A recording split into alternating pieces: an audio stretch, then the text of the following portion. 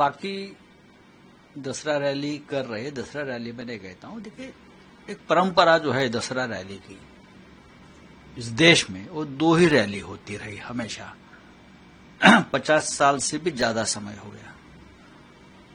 शिवसेना की दसरा रैली जो बाला साहब ठाकरे जी ने शिवसेना के स्थापना के वक्त शुरू की थी, और दूसरी एक रैली जो होती है नागपुर में राष्ट्रीय स्वयंसेवक संघ की होती है रैली, सुबह होती है, हमारी शाम को होती है। दो रैली है।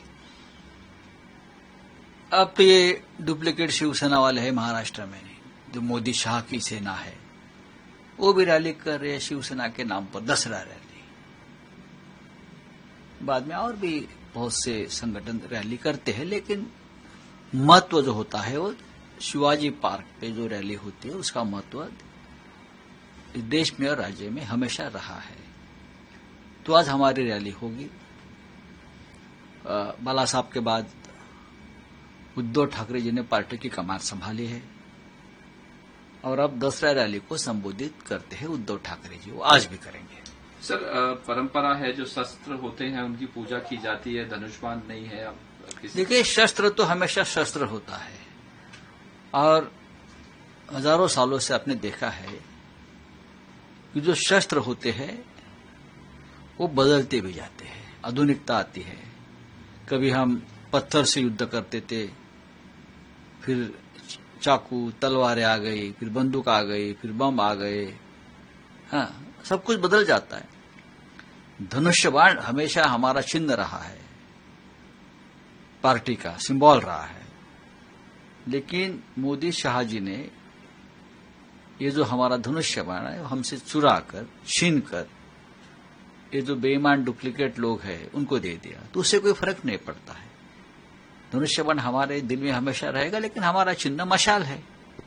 ये जो मशाल है, जो आग लगाता है और प्रकाश भी देता है, अंधकार भी दूर करता है, ये मशाल छत्रपति शिवाजी महाराज जी के हाथ में भी मशाल रही है। उनके जो फौज थी, वो फौज में भी मशाल रही हमेशा, आप देखिए जाकर। तो ये मशाल हमारा चिन्ह है, मशाल हमारा शस्त्र है, आग लगा देंगे। सर, सीट शेयरिंग को लेके कहा कि 210 सीटों पे तो मामला क्लियर हो गया है और दशहरा तक बात क्लियर करने की थी। क्या कहना चाहेंगे सर?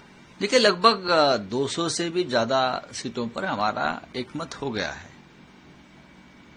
तीनों पार्टी का। तो वापस 1-2 सीटिंग हमारी हो जाएगी तीन पार्टी की। उसमें जो हमारे छोटे छोटे घटक दल और भी मित्र है, उनके लिए हम क्या कर सकते हैं उसके बारे में विचार होगा।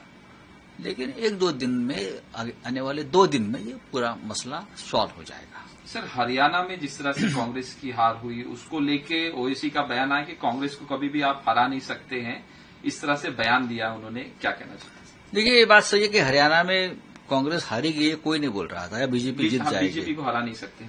हाँ, तो बीजेपी का जीतने का एक अलग तरीका मालूम है हम सबको, क्या करते हैं। जो मध्य प्रदेश में किया, राजस्थान में किया, लोकसभा में यूपी में किया, उसका पर चिंतन और मंथन करना चाहिए। ऐसा नहीं कि मोदी जी को सिर्फ 0.6% वोट ही ज्यादा मिले हैं देश के प्रधानमंत्री को। कांग्रेस के 13% और 13% वोट बढ़ गए हैं हरियाणा में।